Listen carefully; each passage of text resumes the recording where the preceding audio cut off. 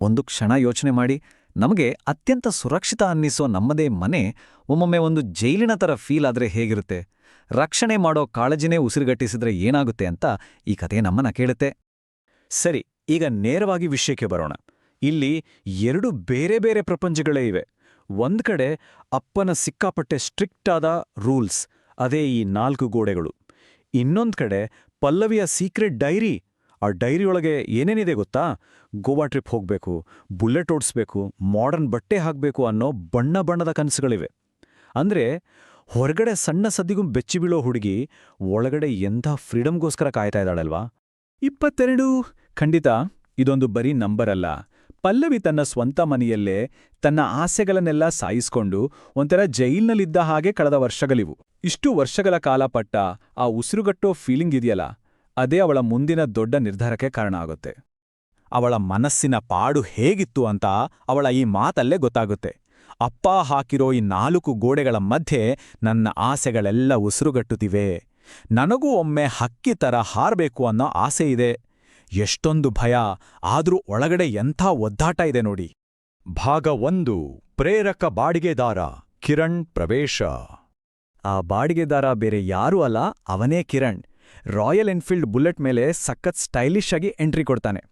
ಇಲ್ಲಿ ಮಜಾ ಏನಂದ್ರೆ, ಪಲ್ಲವಿ ತನ್ನ ಡೈರಿಯಲ್ಲಿ ಯಾವ ತರಹದ ಫಿಯರ್ಲೆಸ್ ಲೈಫ್ ಸ್ಟೈಲ್ ಬಗ್ಗೆ ಕನಸು ಕಂಡಿದ್ಲೋ ಆ ಕನಸಿನ ಪ್ರತಿರೂಪವೇ ಈ ಕಿರಣ್.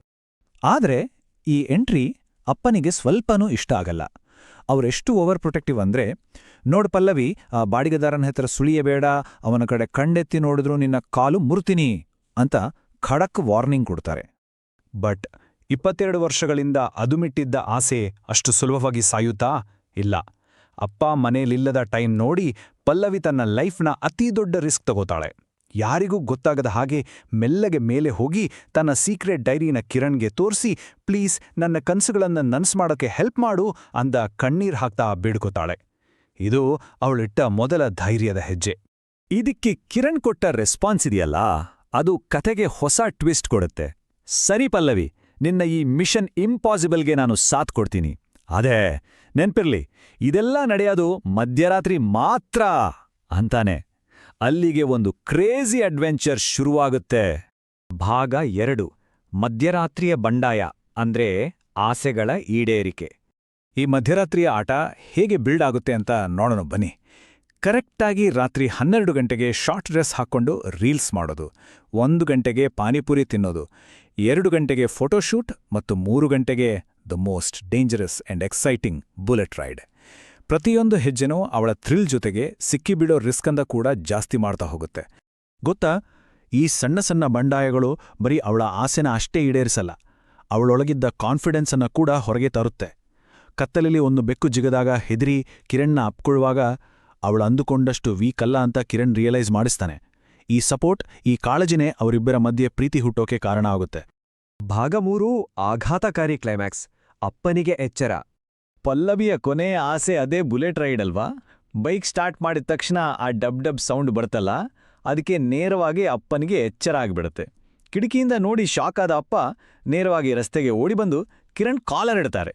ಇನ್ನೊಂದು ಕಡೆ ಪಲ್ಲವಿಯ ಆ ಮಾಡರ್ನ್ ಲುಕ್ ನೋಡಿ ಅವರಿಗಾದ ಆಘಾತ ಅಷ್ಟಿಷ್ಟಲ್ಲ, ಲಿಟ್ರಲಿ ಹಾರ್ಟ್ ಬೀಟ್ ಜಾಸ್ತಿ ಆಗೋ ಮೊಮೆಂಟಿದು. ಕೂಡ್ಲೆ ಅಪ್ಪನಿಂದ ಬರೋ ರಿಯಾಕ್ಷನ್ ನೋಡಿ, ನನ್ನ ಮರ್ಯಾದೆ ಕಳೆದೆ, ನಾಳೆ ನಿನ್ನನ್ನು ಯಾರೋ ಒಬ್ಬನಿ ಕಟ್ಟಿ ಮದುವೆ ಮಾಡ್ತೀನಿ.